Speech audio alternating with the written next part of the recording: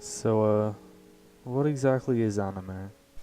Anime is a style of animation originating in Japan that is characterized by stark, colorful graphics, often, but not exclusively, depicting vibrant characters in action-filled plots often filled with fantastic or futuristic themes. At least that's what Google tells me. The earliest sequence of drawings that can be considered an anime is from the year 1907, which is a 3-second loop of a boy writing on a chalkboard. Truly riveting. I know. From that, anime evolved into war propaganda and eventually entertainment. What? Don't act like Disney didn't do it first, like... Heil Hitler's World in Order!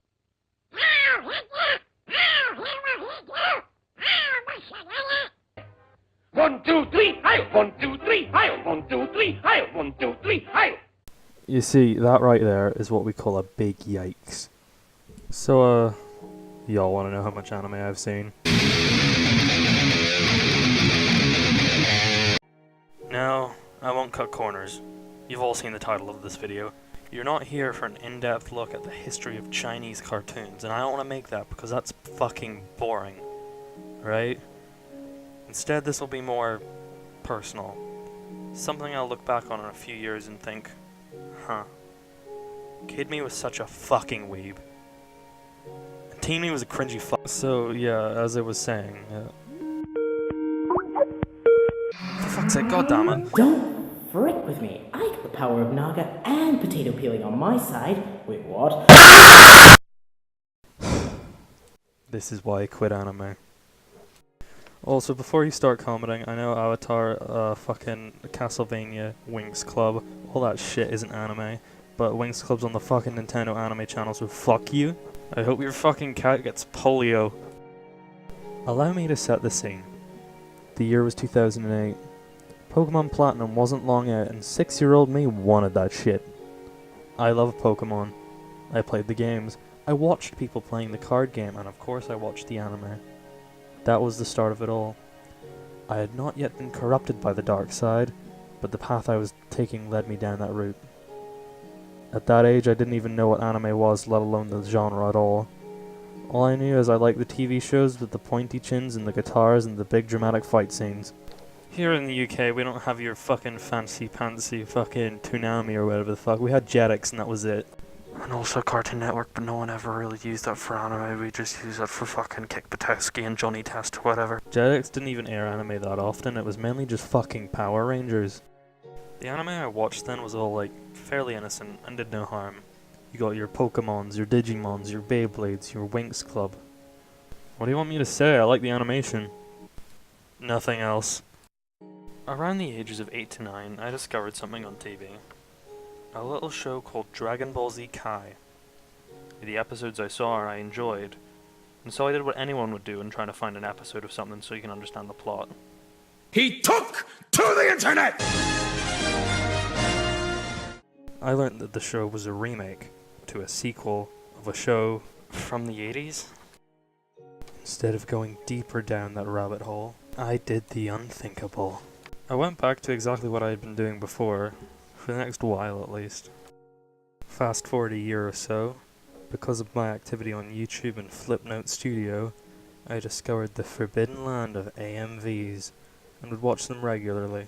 If I saw a show that caught my eye, you better believe it'd be in that comment section with a timestamp asking what it is.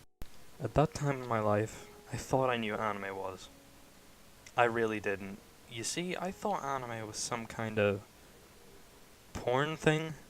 I watched a few weird shows on YouTube, only one of which I was able to track down while making my list of every anime I'd ever seen in my life so far. I mean, even finding this one was a trek in itself. I spent about a week hunting down the name of every anime and listing them in a 2-page Word document. I had to do some CSI shit to find some of them. Screenshotting random AMVs I watched when I was like 10 on my iPod Touch, reverse image searching through YouTube and finding one specific review of this anime by Ju Wario of all people. That show was Jungle D Iku. This clip I found will tell you everything you need to know.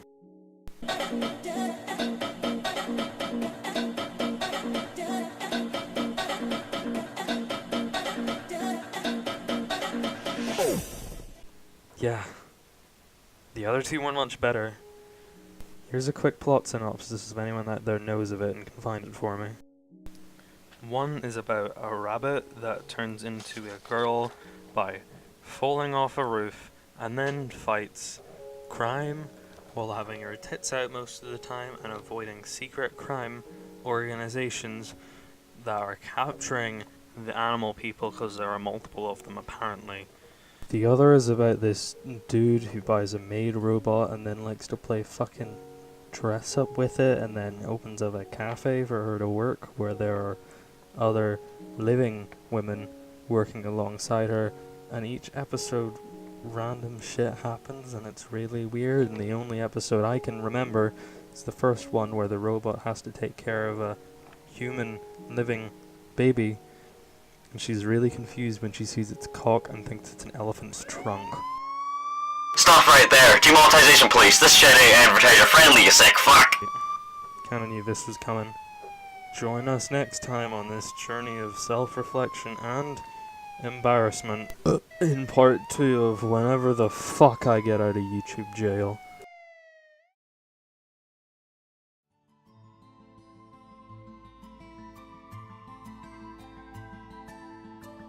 Yo, what's poppin' B? Milgo here. I'd just like to say, I'm sorry for the shitty delivery on half of the things in this. I'm not quite yet used to scripted content, but I hope I'll be getting better at it, I guess. All the art used in this video was made by Greyotic. Links to her stuff is in the description there, so go check her out if you've got time. And don't forget to hit subscribe and like and all that shit, because this is part 1 of a few, I guess. So if you want to see the rest of them, you're gonna have to do that shit. So well, that's all for now, I guess. Milgo out. Peace.